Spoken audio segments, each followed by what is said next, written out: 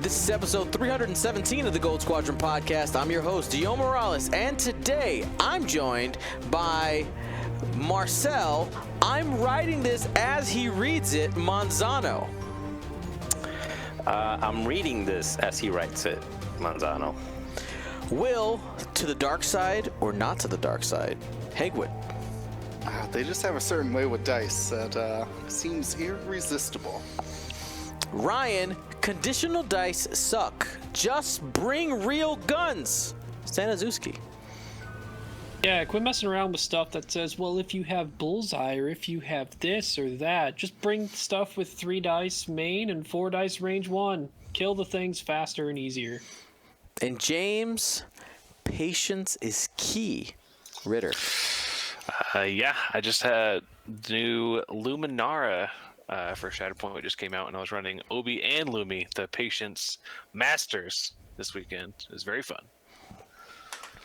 Well, today we got a plethora of little tidbits of announcements and news that we're going to hit. We're going to talk about the announcement that AMG gave us about World Open Qualifiers, let you guys know what events we are planning on being at that we're going to be streaming for you, as well as just kind of talk about store championship updates. How have we been doing? What have we played in since the last time we've talked? Hey, I played in one since the last time we talked. I know, kind of crazy. And we're also going to talk about competitive consistency and tournament rules, some of the experiences that we're having, some of the things we're seeing, and to help be a resource for TOs out there, or maybe TOs or people that are thinking about running an event, or maybe that are newer at it, and just give you guys a little bit of advice as a player, but also as the TO. So as for announcement and news, we've talked about it. Store championships are underway. Make sure to check with your local stores. The Gold Squadron Store Championship, August 26th, and it's official. Registration is live. Registration is live. If you're watching live right now and you can be in the Chicagoland area during that time, the link, I just put it in the chat. It's also going to be in the description of this podcast and on the YouTube video, so feel free to click it there to get signed up. It's $15 to get signed up, and there's also a Roll Better event. Get yourself signed up on there, and we will get you into the tournament. Ron Longy, who's now the event coordinator at Pastimes, hasn't given me any type of cap for players, so just show up, but let's have a good time, essentially. Sign up sooner than later, though, so that we can plan accordingly. That would be great. AMG dropped a huge list of World Open Qualifiers. Let's go ahead and bring up that view here real quick. So just a huge schedule, and our very first World Open Qualifier that's coming up is the Lone Star Open in a week and a half, which is great. You know, that event for a long time has been mostly a community event, right? Like, it's been a community run event. It's been a little bit smaller. People trying to bring in some official prizing from other things. It gets to stand on its own 2 legs now. The Lone Star Open is an official event, and we know about the prizing here. They've talked about World Open Qualifiers, 4 invites to the 2024 Adepticon World Championships, and of course, travel and accommodations for the winner. There's going to be other prizing and stuff as well, but that's just confirmed. That's very similar price structure as was before when it came to the invites. After that, Gen Con, August 3rd to the 6th, and the Nova Open's the last one I'm going to mention here. There's a full list. I mean, can I say one of the things I really liked? Check this out. We got, of course, we knew that there's going to be some in the United States, in North America, because there's one in Canada as well. We know that there's going to be European stuff, but I love seeing this. There is an event planned in South Africa. There is an event planned in, where was it? In China. All right. We have Australia. We have Singapore. And there's in the works, I love seeing this, there's an event in the works in Chile as well. South America, for a long time, has not had an official event, and and it looks like while it may not be on the books yet, it's in the process of getting planned, and I love seeing that there. Super excited to find out what that is. Maybe we can make a trip. head back down to South America. It could be it'd be a good time. But anyway, so super excited about that. But I want to take a second and talk about Gen Con. As you guys know, the last couple of weeks, I had said, like, all right, so we still are not allowed to stream, okay? We're not, what's the word I'm looking for? The space is not available for us to do what we normally do. We have our upcoming events. I know you guys, that's what we're known for, right? Traveling to events, bringing you the Pastime Store Championship is going to be streamed, but when it comes to World Open Qualifiers, we are officially confirmed for the Nova Open, the Golden State Games event, the St. Laurent Open as well, and the one that we're still waiting on just to double check is LVO, but most likely will be there as well. Plenty of space, no problems there. So excited about that. But when it comes to Gen Con, boys, I made a decision today. I'm gonna go play at Gen Con. Yeah. Which day? Thursday. You should. Thursday. Oh wow, Thursday. you're gonna be there early. Right, does this cue the training montage for Dion now? Let's go! Yeah. So yeah, we can just jump into the store championship stuff. Let's talk about it. So I went 0 for 4 at the store championship that we played in last weekend. I wasn't surprised. I had a great time. There was a 5th round, but I was like, I don't think I could justify playing another round. I should probably go home, help get the girls in bed, and do all that. And my wife was very, very appreciative of that. But guys, it lit a fire. I was just like, because there were these moments in the game because I played a squad that I never practiced before. Did all the things that we tell you guys not to do, right? When you're trying to win a tournament. Mind you, I wasn't trying to win a tournament. I was just coming to play games and refamiliarize myself with the player experience. And the big mistakes that I made, I saw them coming a moment out. I made a decision, for instance, setup. I set up, I was like, I'm not sure, maybe this will work. And then I'm setting first styles and going, I've already lost a game. Having these moments, and it was kind of, I don't know how to say it. It was kind of fun. Kind of fun to be back at square, I don't want to call it square one, but to be in the back in the player seat is probably just what I wanted to talk about a little bit. But yeah, I did terribly and had a great time.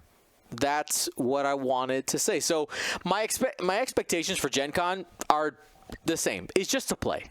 My job is to play. Would I like to win a game? Sure. But even if I go 0 for however many rounds they're planning on doing, I think it'll still be a good time. Dion, what did you fly and why?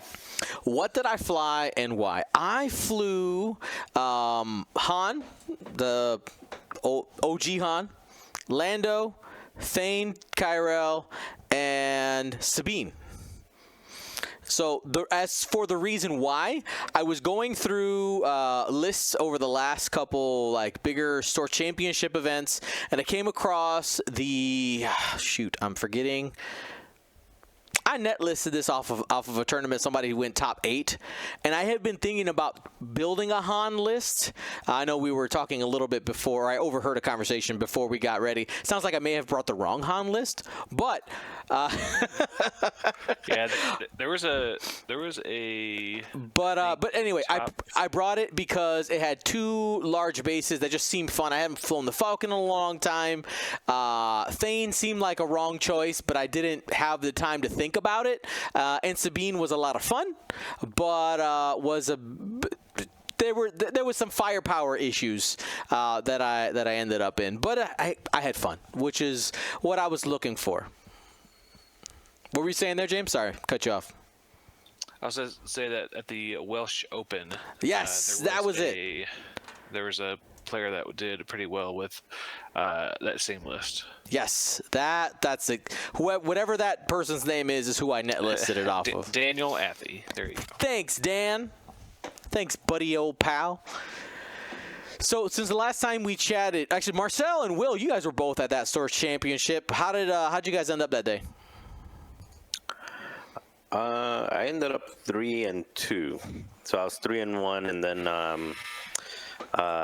who did I lose to? I lost to John Babcock. That one was complete pilot error.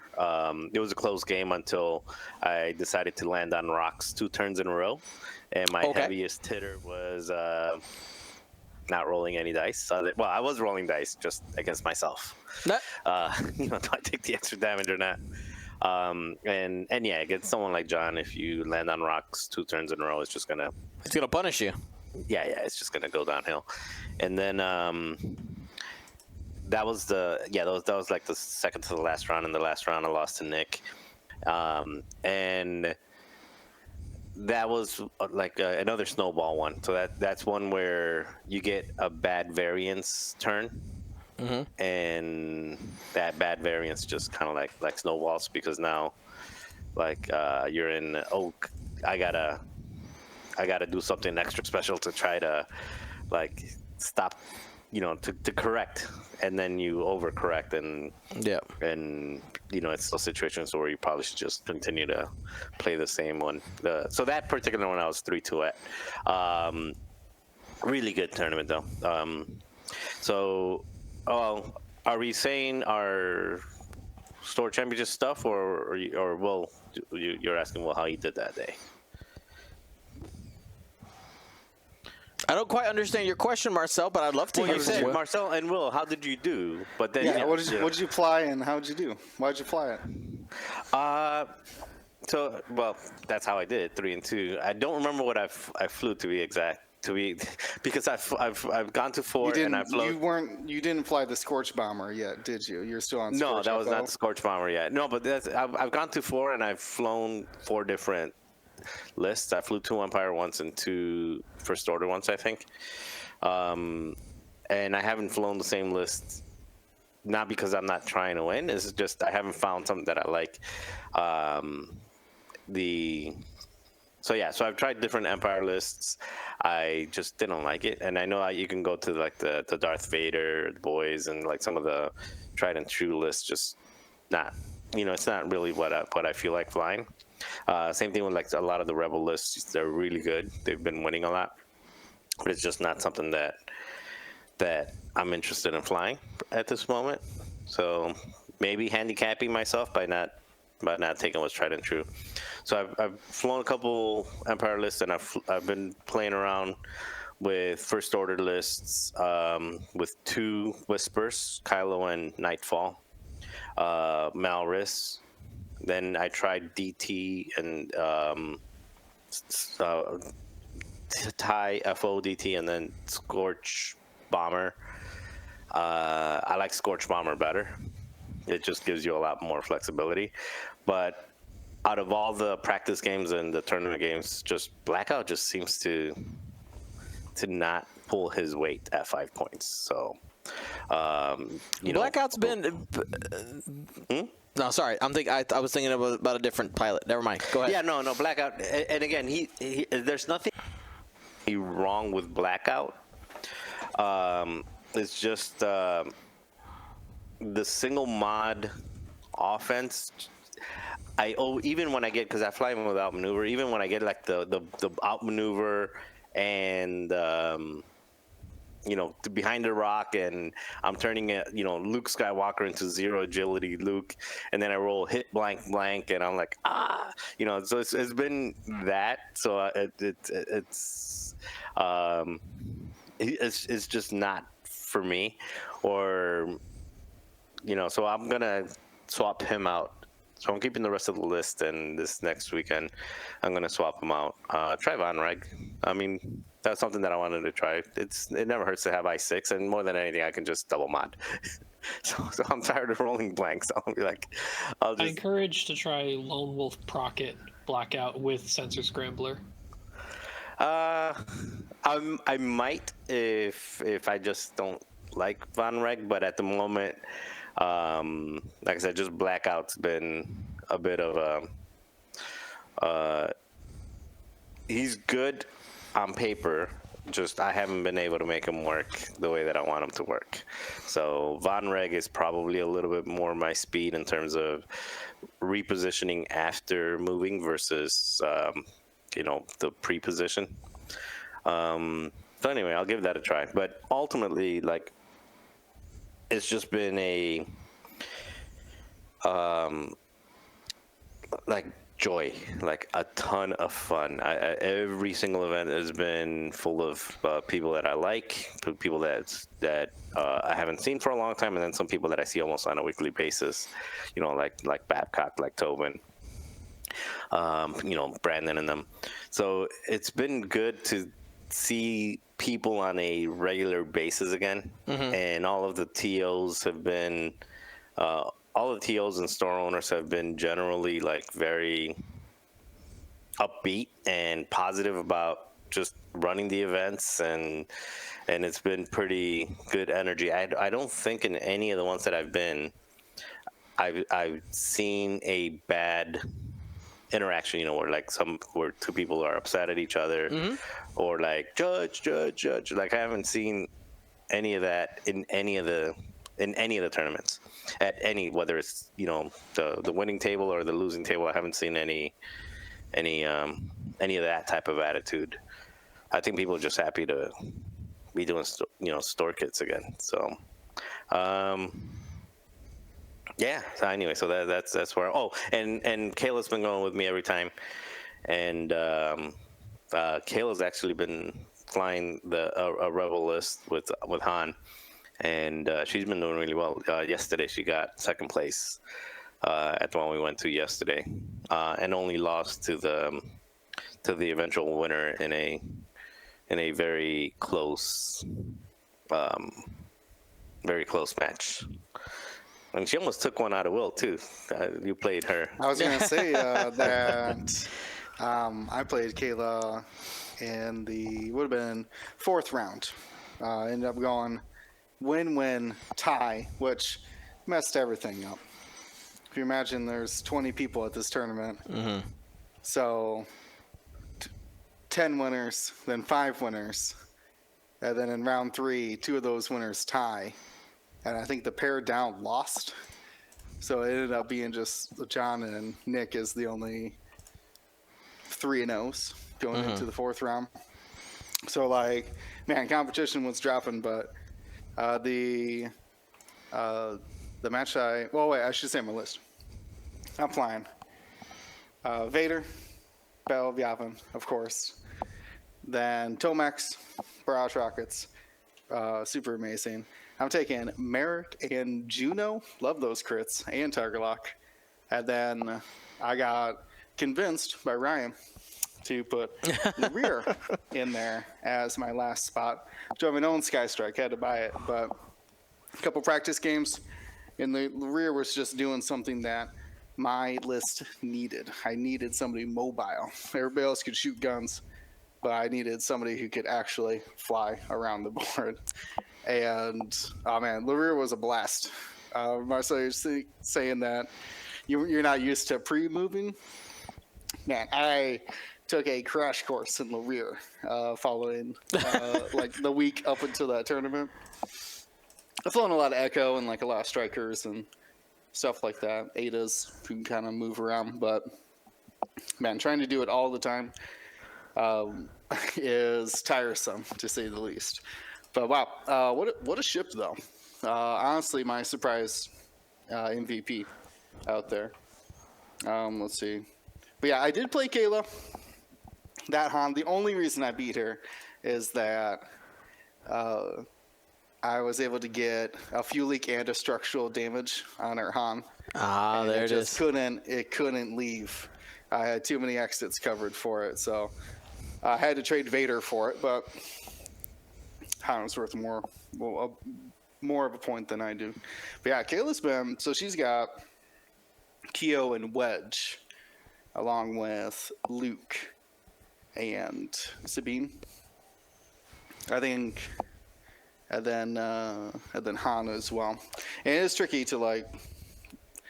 You need that Han in the fight. You got to use his health as a resource, and she almost got away with that Han that I fully committed to. But I ended up pulling off at the end through some lucky crits. And then faced Nick. So Nick's the only undefeated. And then I am the only Nick's the only person with only wins. And I'm now the only other person without losses. And had a close game, but I messed up. It's Scramble. And I was too worried that he's flying Anakin, Wolf, Oddball, Contrail, and Slider. So 7B Anakin. And I was so worried that a 7B Anakin was going to come mess with Larir that I never took my Scramble objective. I was kind of just like hiding and whatnot. And those points ended up costing me the game. Was close at time, 22 to 21. I didn't end up getting that 7B Anakin, but didn't have the objective points to make up for it.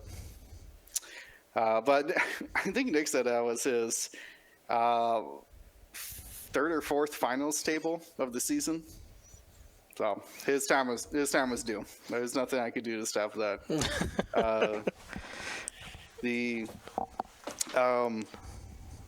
I was going to ask you guys this. I only played Rebels until Nick Tobin's Republic. Mm-hmm.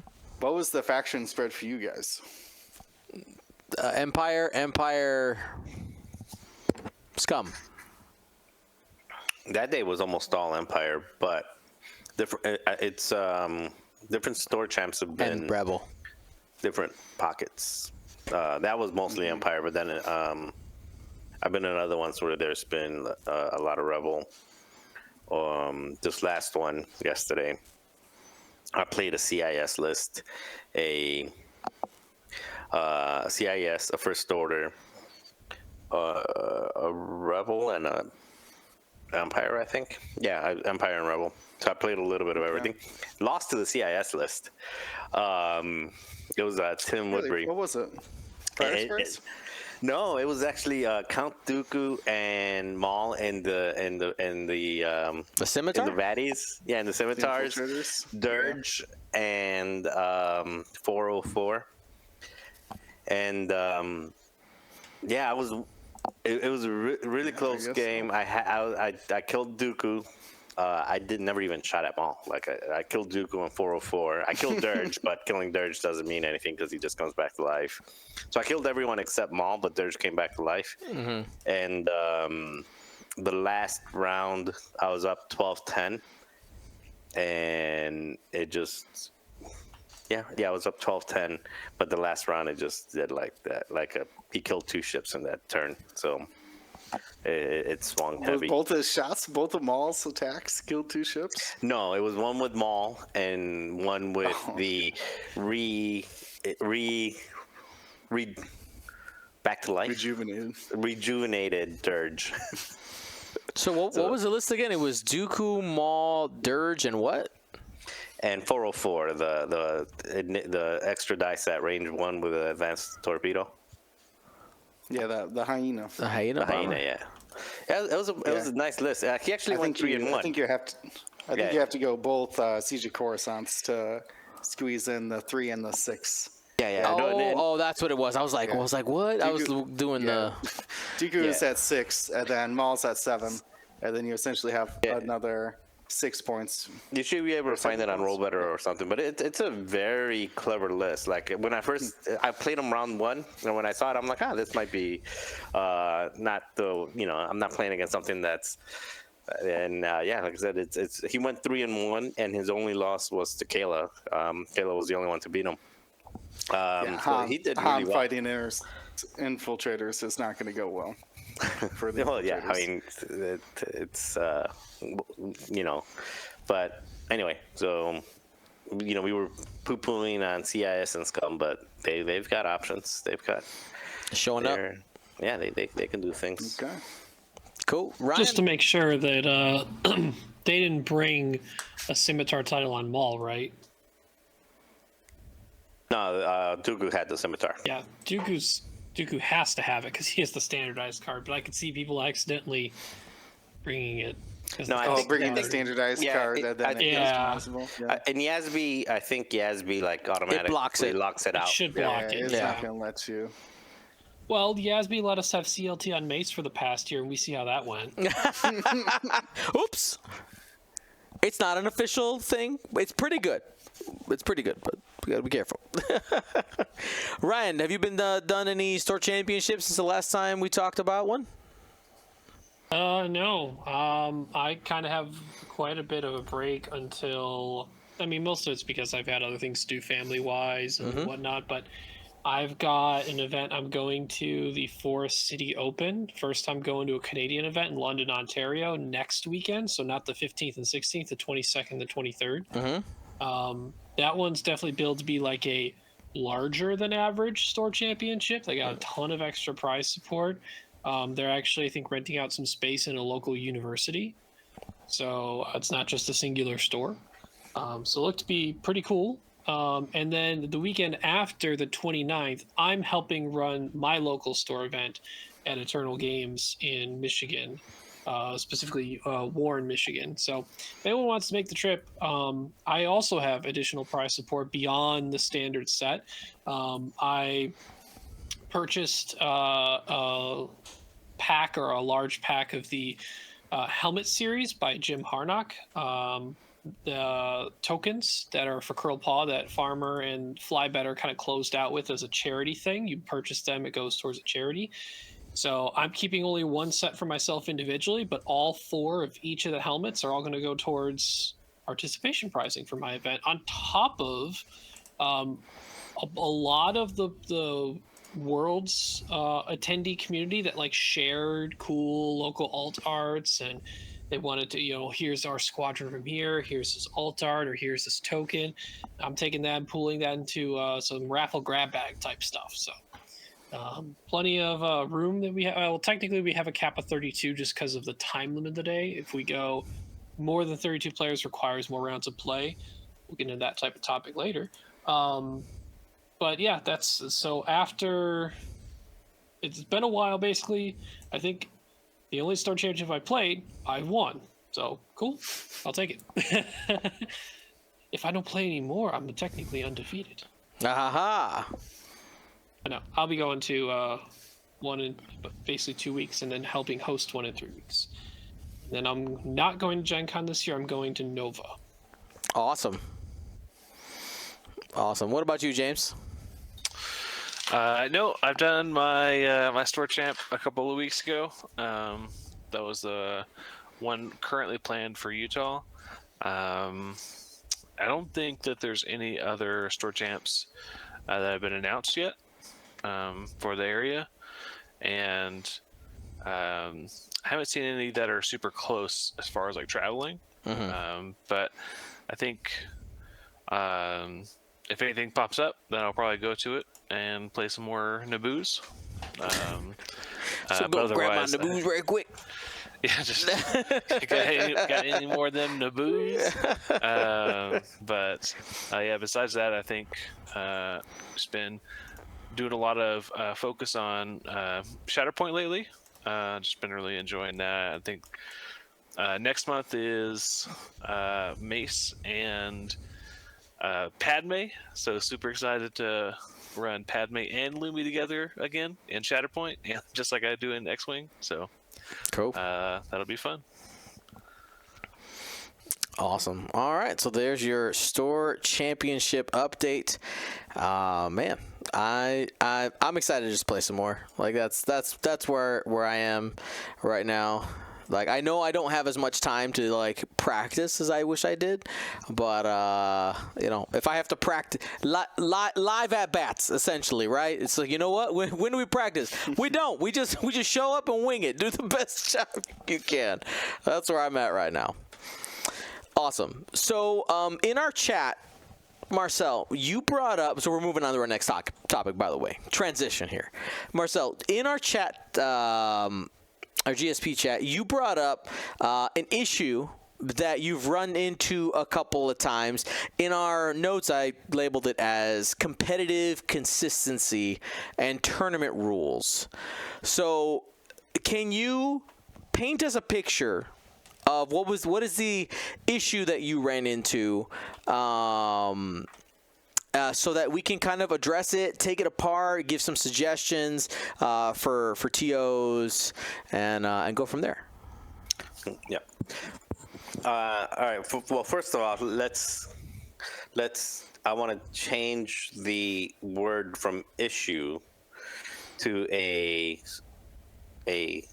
circumstance or a situation. Sure. I just think issue has kind of like a negative connotation. It's not a negative thing. Let's talk about it's an occurrence. the event. Something that happens sometimes. Yeah. So in two of the tournaments that I played in. Store Championship. Yes, two Specifically, of the store championships that I all right, played cool. in specifically.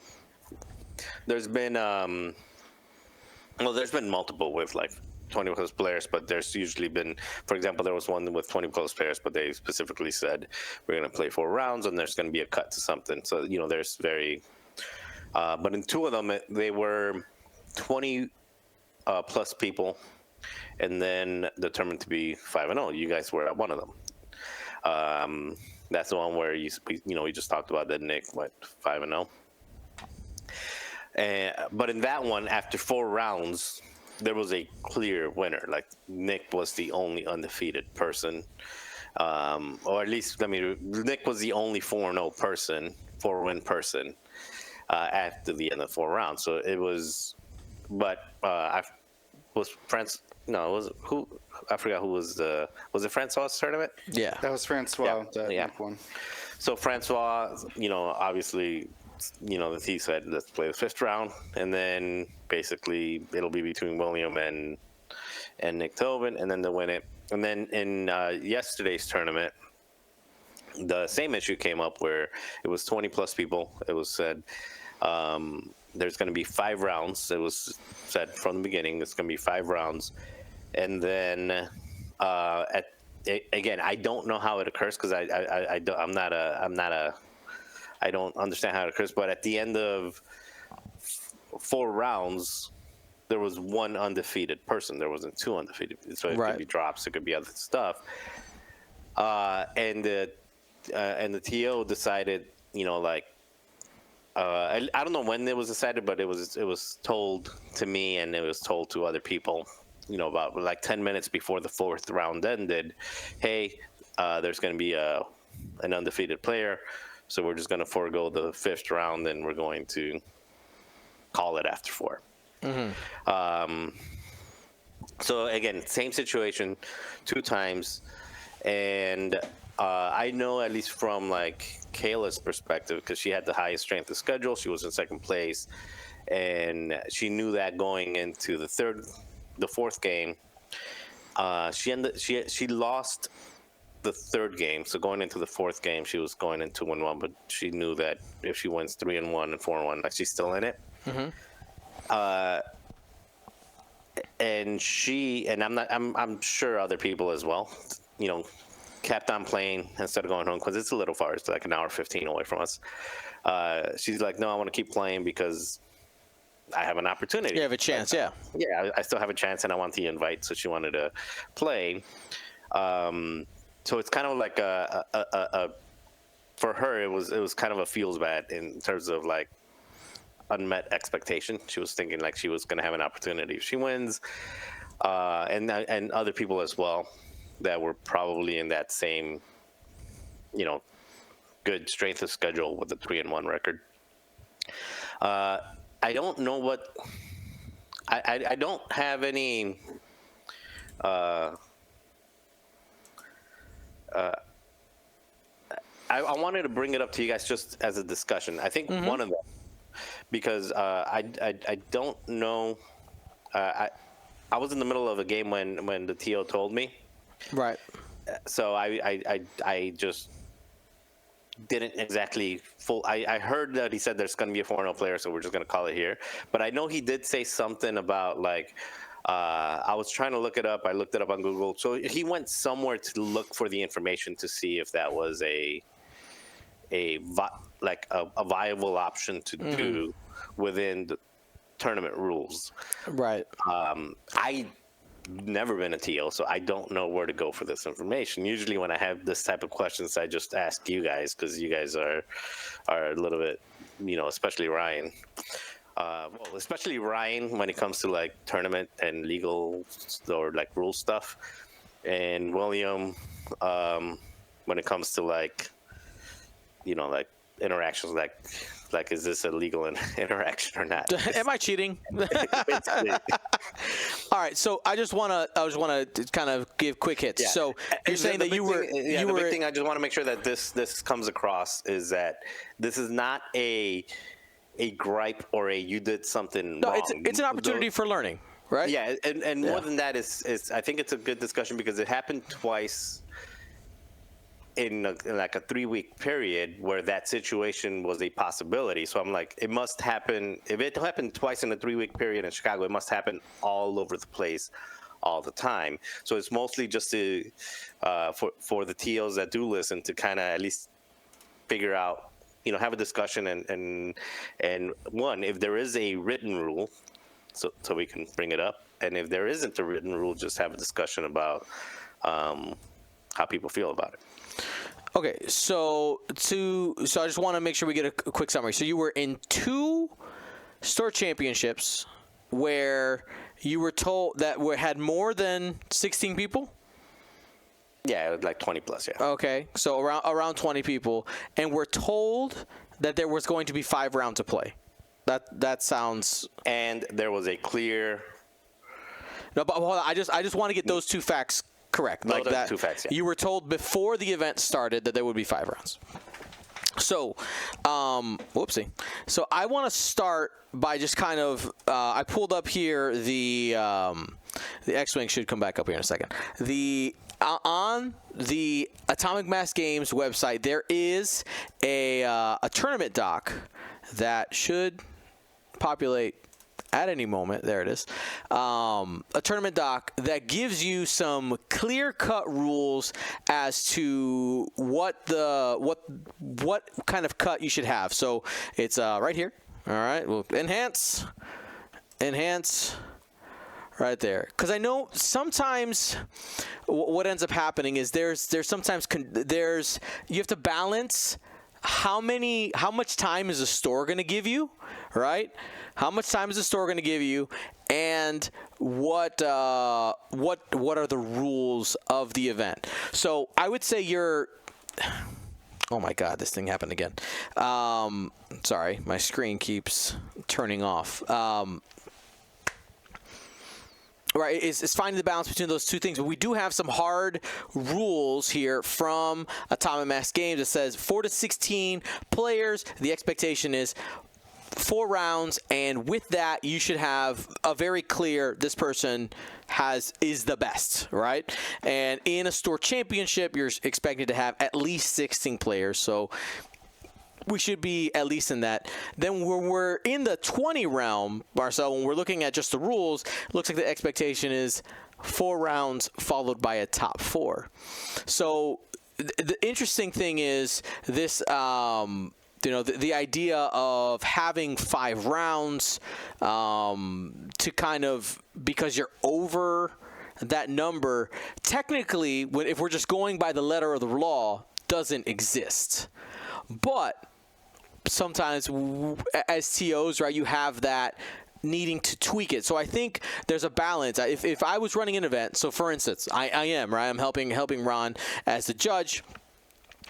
They're aware that, okay, cool, we need to get, there's a good chance that we need 6 rounds worth of time to complete this event.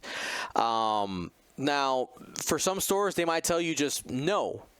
If that is the case, then you cap it at 16 and you're done. You just say the first 16 people, if you're trying to go by the letter of the law. If you're not, that's when, in my opinion, is if you're altering these rules in any way, the expectation is day of, you follow those rules, whatever it is you say, even if it's you say you're playing 5 rounds, whatever it is, because I don't know, I feel like you create this weird situation where if day of you decide to change it and you go, hey player, you're cool with me changing the rules, right? It creates this really weird social situation when you are kind of like asking for permission to change the rules. So for any TOs that are or people who are thinking about becoming TOs, if you set a rule, my suggestion, this is from Dion, is to just follow what you said. It gets you in the least amount of like people having kind of feels bad. But that's kind of where I'm at. Ryan, I saw you kind of shaking and bobbing with me a little bit. Yeah, overall, right, so the best thing you can do as a TO is set your guidelines of what the structure is going to be and stick to it, especially if it's day of the event. If it's like a couple weeks prior to the event and you're seeing your attendance numbers spike or be in a certain range where some people are questioning should it be this setup or this setup, and then the store is trying to, it's a timing thing, right? Because I think, yes, there is a tournament rules doc. I would err on the side of that as guidelines, because still the final ruler is going to be the store owner, basically. Yep. Now, you're using my space, you do what I say. Exactly. Now, if there becomes an actual issue where enough players, and maybe even the TO, feel like that store didn't provide the necessary things to run an applicable event, that's something you would report to AMG or Asmodee, or even before reporting, have a sit-down discussion with the store owner and see where the miscommunication or where the failings were. That's a side thing you can take care of. But if everything goes well and you talk to the store and you are given a time, like players can start coming in here and register, you can start, and then until we close or until they say you need to wrap it up by. That's what's going to more dictate your time available to how many games you play in a store champ than anything. Generally, when I've taken some advice from some of the judge staff from Worlds, the All-Star crew that we had, and sort of mirroring the setup they had, which was prioritizing more rounds of Swiss than cut. Overall, with most events, more rounds of Swiss you have in comparison to to the size of a cut, more Swiss will generate a more true representation of the quality and success of players that day than having like a 4-round top 4 cut. I would err on more the side of 4-round top 2 cut. In particular for the 17 to 32 range of players. Or you could actually just make that 5 rounds, because you're essentially just, if those 2 players were going to play in a top 2 cut, they were probably going to play against each other in the 5th round of Swiss anyway. Right. Unless there's a situation where they have already played earlier in the day, then they each get pair downs or something like that. It's unlikely, but weird things can happen in those situations.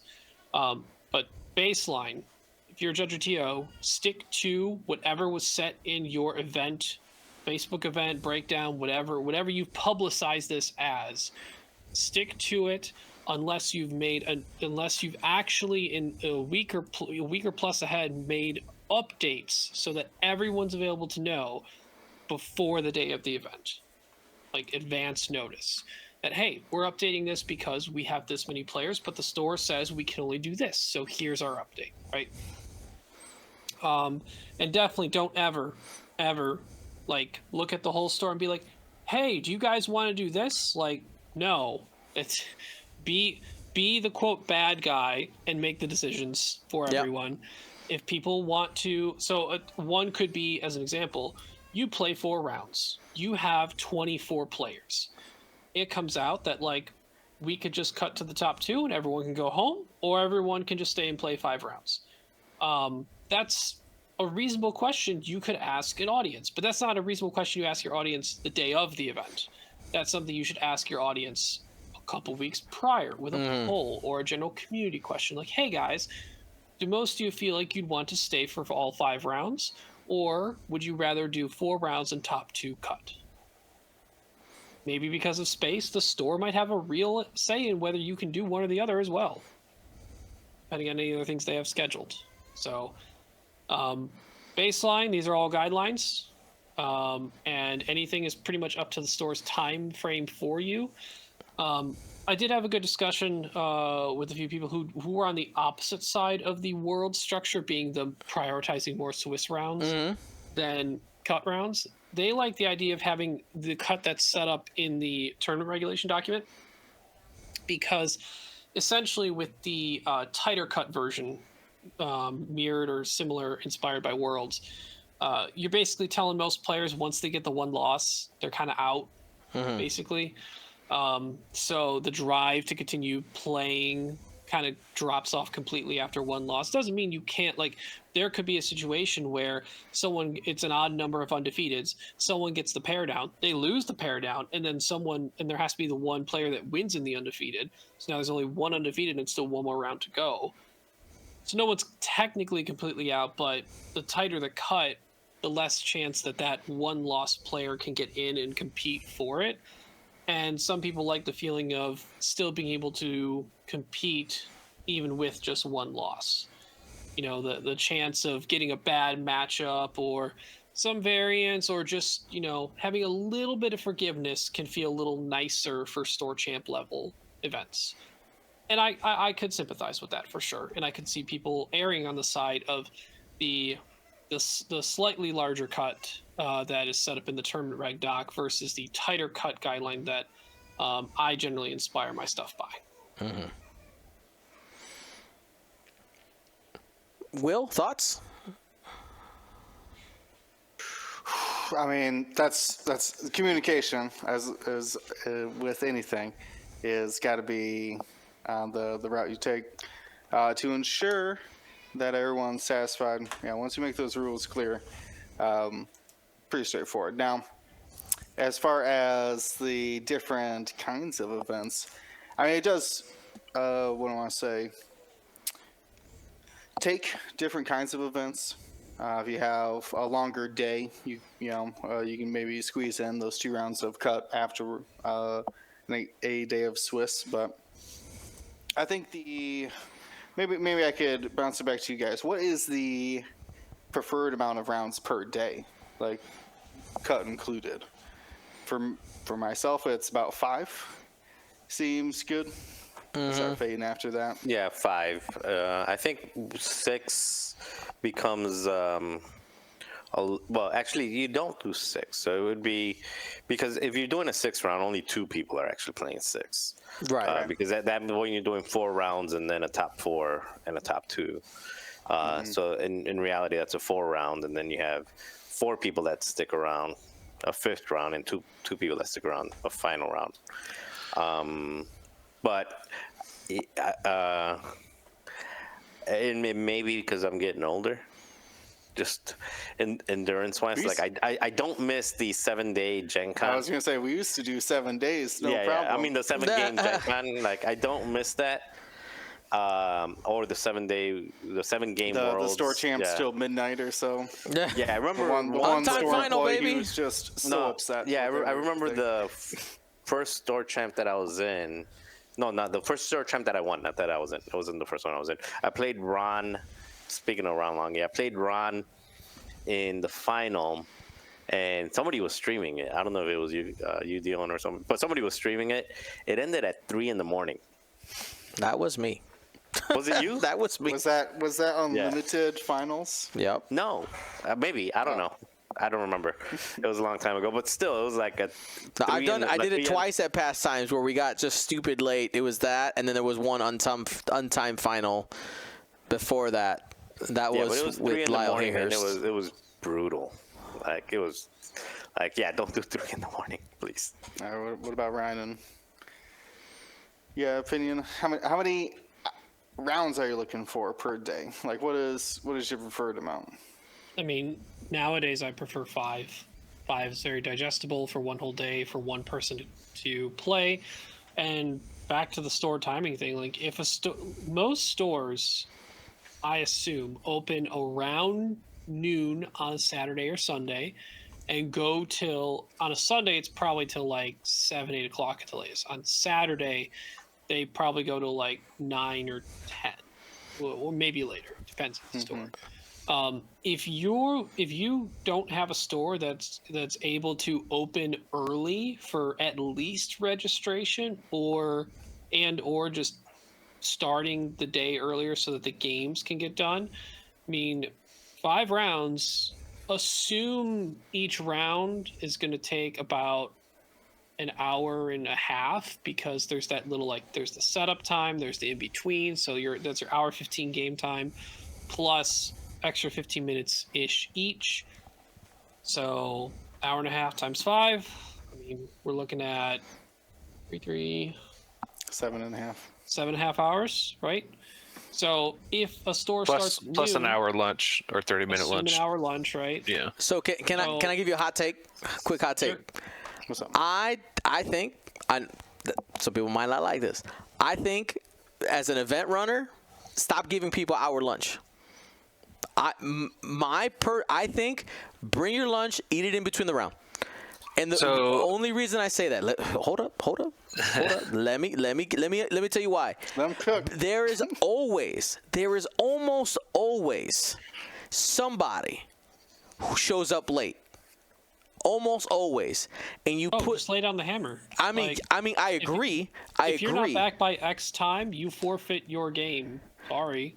I agree, but here's the thing. I mean, I'm not calling other TOs soft, okay? But what I'm saying is that there are some soft TOs where where it's like your local, like one of your guys that just decided, one of your local players that just decided to be like, all right, hey, I'll take this, and like, oh hey man, Marcel's not back yet. Oh, this is awkward now because he's my friend. Now I would lay down the hammer and be like, hey, sorry, bro. You lost your game. You weren't here, but it puts people in weird situations. So I go for shorter lunches, or just don't have them.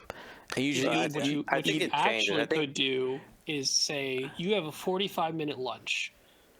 If you're not back here by X time, you forfeit. But like that, so it's one of those things. You tell someone to be there by a certain time, expecting people to be late. So you say you have a 45-minute lunch, but you are planning for the hour.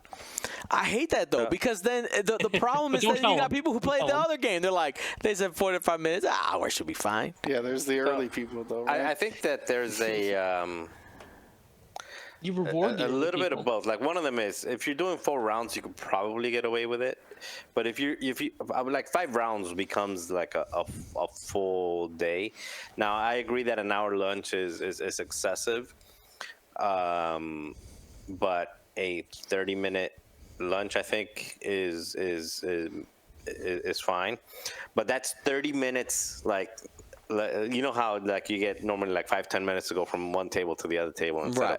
I'm saying 30 minutes, like 30 minutes to clean up from your last game, eat, and then be ready and prepared, and so it's instead of a 10-minute between tables, it's a 30-minute between tables, like something like that makes sense. I think an hour just is nobody needs an hour to eat. Like unless you're gonna go to like a steakhouse and they're gonna like do some.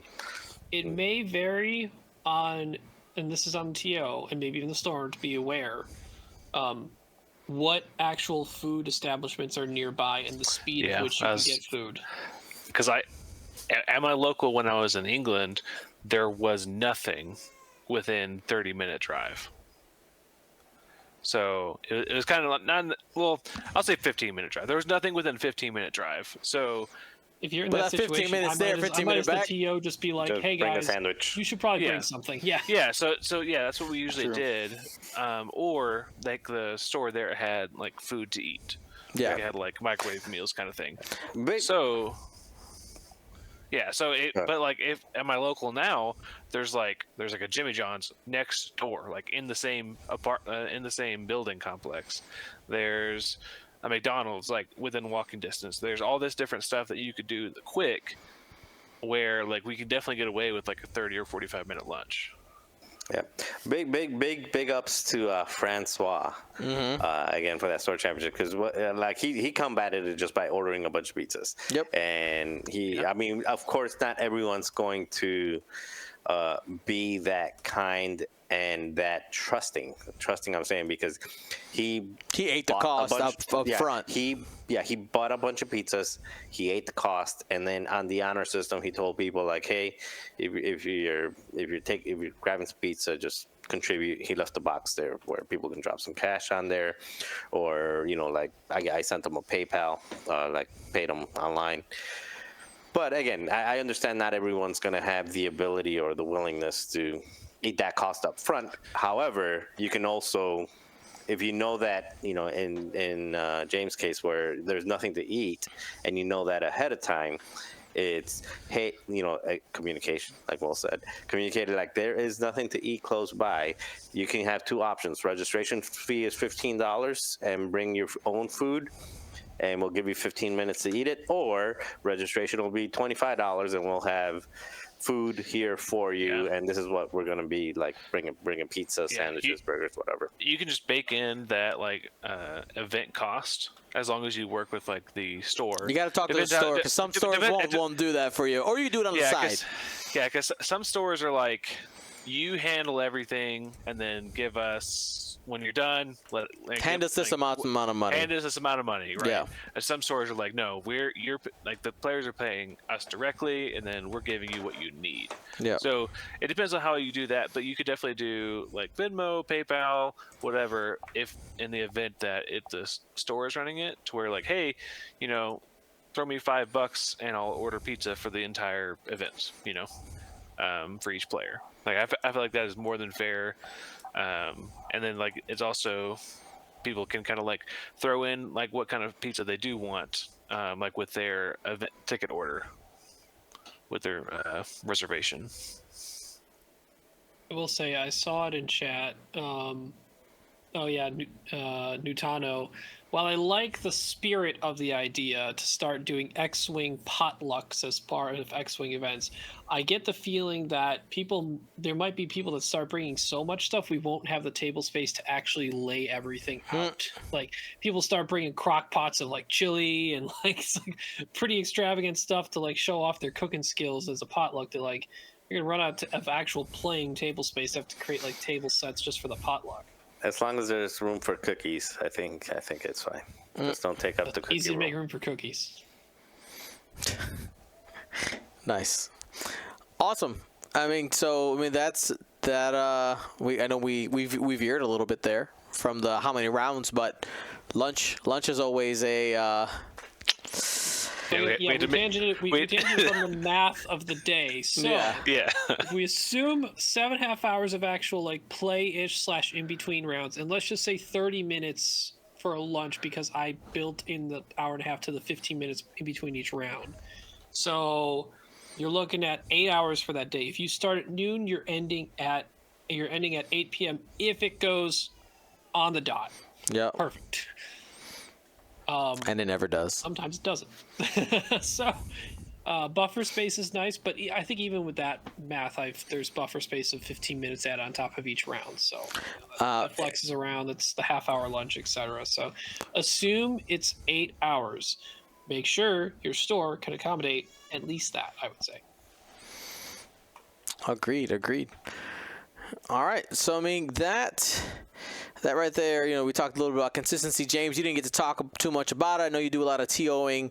Anything to add when it comes to having that, competitive consistency for your players? For me, it's always, I just try to, like, as much as possible, stick to the tournament doc. And for me, that gives players consistency if they go to an event that's not mine, if I'm not TOing it. Because if I stick to the tournament doc strictly as much as I can, then, I I'm doing everything in my power to, keep that consistent between different TOs. Because when I was in England and doing TOing, there was like 3 or 4 stores that we would all schedule events like to make sure that like we weren't on the same like weekend or like alternate months or whatever it was. So I'm trying to keep that consistency between the different stores was very nice, and we just kind of all agreed that it was like, okay, well, here's the tournament doc, we can just use this. So trying to keep as strict to that as possible. Awesome. Yeah, man. I think one of the things we're definitely pointing to is don't change your mind day of. Don't change it day of. It just feels bad. I would say unless okay, I'm going to say this, but don't use this cop out. Unless your hand is forced by something that the store that is out of your hands. Strenuous circumstances that you do not have control over. Yeah, Correct. I mean, or even something like power goes out for 30 minutes, so now you have to delay things for 30 minutes, and you start back up, and you're like, hey, you know what? Store closes at 8, and fifth round's gonna take us to 9 o'clock. So we're just gonna call it here. Correct. Awesome. I mean that pretty much hits that. Ryan, you had given your thing there. I mean that's what really we wanted to hit. The tournament experience is something that is of course important for the growth of the game, and like so one of the ways to look at this, like Marcel I mean all of us we've been playing this game a long time. If we have one negative experience at a tournament, that it doesn't necessarily, in the grand scheme of things, affect us. You're like, oh man, that there was a mistake made here. Whatever, not a big deal. Doesn't bother me. But when you have maybe newer players or a player who's never played in a tournament, I know at, for instance, when we were at this not last weekend, but the one before that, there was, I think, 2 players who said, hey, this is my first tournament, right? And I think probably the worst situation I've heard of, this was a couple years back, was a TO saying, hey, we're going to play 5. We're going to play 5 rounds. A player showed up. They got to buy round 1. And then found out that the event was only going to be 3 rounds after changing it, and then played only 2 games after driving like an hour and a half. So like that kind of situation can definitely create some feels bad, and it wasn't a situation where they had to change it. They just felt like changing it. And they said, oh, 5 rounds for sure. We're going to get to play 5 rounds. But anyway, don't create weird situations unless, like we've mentioned, it's out of your hands. Anything you guys want to throw out? Actually, you know what? This is a great question. Somebody asking here, how much? This is from Sofrito. I'm going to call you Sofrito. That's delicious seasoning that a lot of Hispanic cultures use. What should costs be looking like for tournaments? I'm seeing store championships ranging from $5 to $20. What is a sweet spot for your community? That's a great question. I know the ones we've been at have been 15 or 20 in the Chicagoland area that I've seen. I think they've all been 15. I don't think I've been at a 21 yet. I think 15 is a good number as long as you have enough people, like Ryan mentioned in the chat, as long as you have enough people to cover the cost that the store is putting in. Yep. And then if you're going above that, you should have some spicy. Right, you're either that money's going towards a store Prizes, credit, yeah. some type of additional prizes or something like that. But I know Yeah. maybe include food. Yeah. No. I mean, that's one thing that Food is its own prize. So for some events, they say, hey, this is the ticket price and it includes food. You basically don't get a choice. It's like if you're in, you get the full package. Like sometimes there's not a choice there. I would say, one other thing to be mindful of as a player, if you've never planned one of these before, or maybe you're planning to do one in the future, is that one of the risks is people not showing up, right? And the store needs to cover the cost of the kit because those kits aren't free. Like, you do have to pay for them from the manufacturer. Now, some stores are more willing than others to eat the cost on that. But the thing is that X-Wing is not Magic the Gathering, right? Magic the Gathering tournaments, I see them sometimes run them for free, $5 they will to absolutely eat into that, right? Like because they're generating so much more profit. Correct. From, like, packs. So, yeah, X-Wing, like, I think on average you're probably getting only like 1 to 2 X-Wing sales that day. Yeah. Right. Correct. Yeah. I mean, ultimately, what you that's what I was gonna say. The price really also depends on like, know your audience. So know your audience as far as the people that are buying. Understand like how many people are gonna show up and what people are comfortable paying with. One, and also what they pay with if there's other tournaments close by. Like, you don't want to be somebody charging 15 and you're charging 30. So know your audience there, but also know your audience as far as the store owner.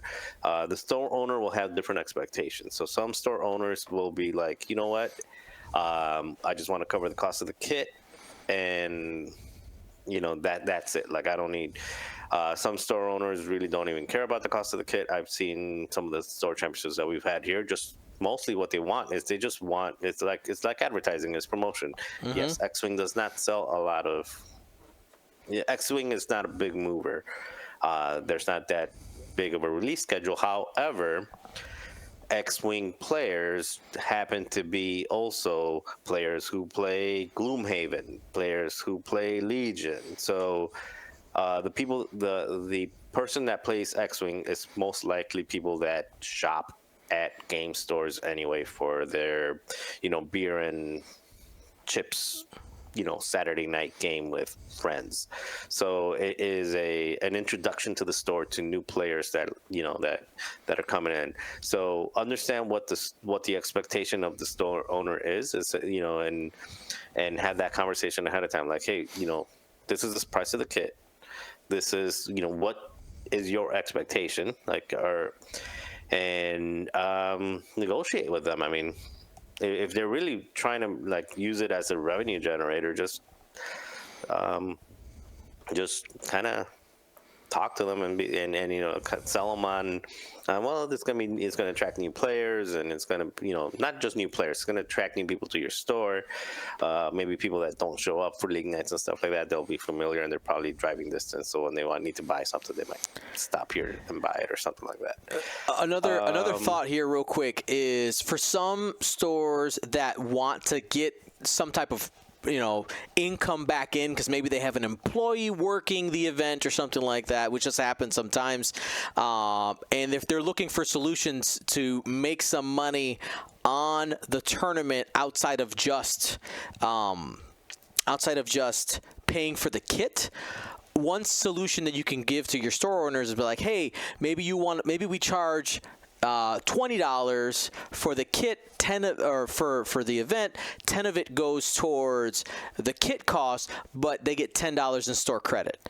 Yeah. Because that's a way to kind of give a win-win to both players. Because I've been at events where it's like, hey, what your entry is essentially purchasing store credit is kind of what I've been at before as well.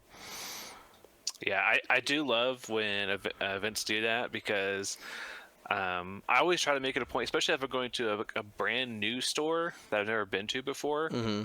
I always make a point of buying like a board game or some kind of like tangible purchase that's more than $5 for snacks whenever I go, just to support that store for them hosting. Mm-hmm. But them putting money back into us, which is us putting money back, it's a symbiotic relationship kind of thing. Right.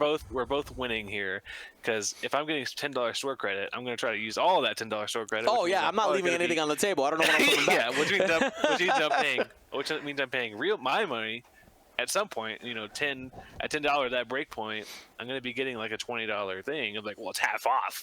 Yeah, so, bonus. Yeah, I got a coupon. I'm losing money if I don't get this. So so I do love the store credit somewhere in there, but even if it's just if it's like a 16-person event, I think in our 16-person event we had like 6 or 7 store credit coupons that were just like a couple for the top players, and then it was like randomly raffled. Yep. So Thanks. we've actually talked a ton about like making sure you quote cover the cost of the kit. I don't even know this for sure. Does anyone here actually know 100% what the costs of the store champ kits are to the stores? I know for like 30% it's 200, but I have no idea for 100%. 30, what do you mean for 30%? Yeah, 30% sure. It's 200. I'm not sure of the cost of the exact kit because it was available directly from distributors, so that's something that wasn't ever published. I'm sure I could probably find out in a casual conversation. If you know, let us know. It's got to be cheaper than that though, because if you had a 15 or 16-person event at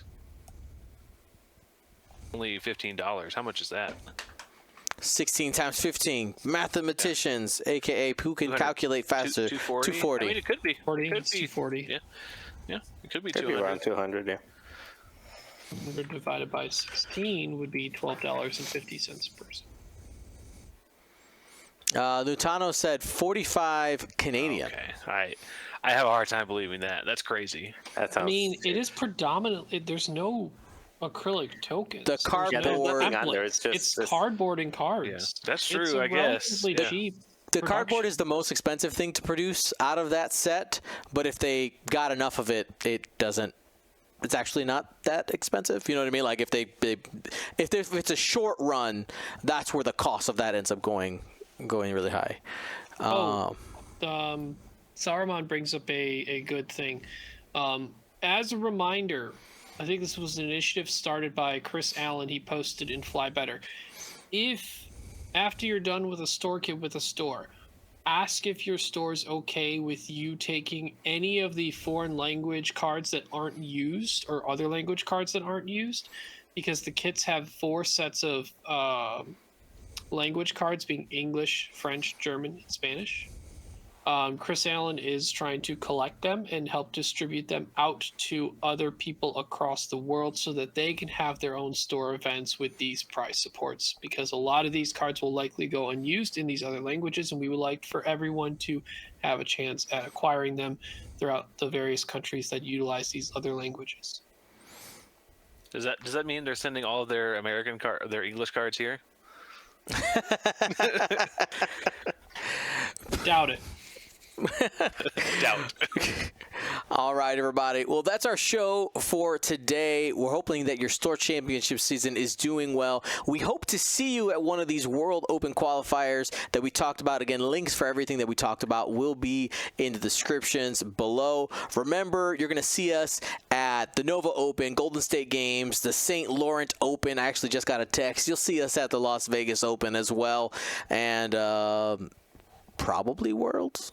Probably. I mean, come on. Probably. Hopefully. Hopefully. Unless we've been pre-fired. Hopefully not. We'll find out. Thanks for watching, everybody. Be smart and be safe. And see you soon. Gold Squadron.